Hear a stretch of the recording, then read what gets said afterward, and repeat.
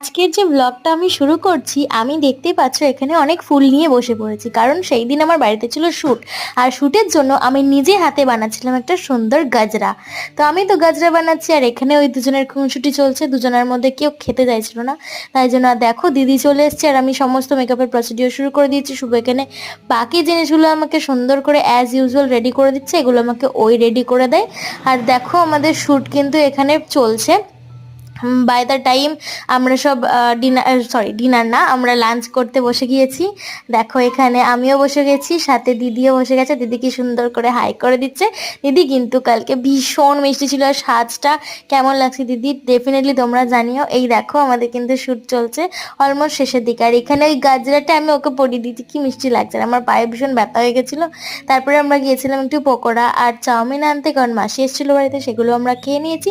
চলো আজকের মতো ব্লগটা এখানেই থাকলো, টাটা।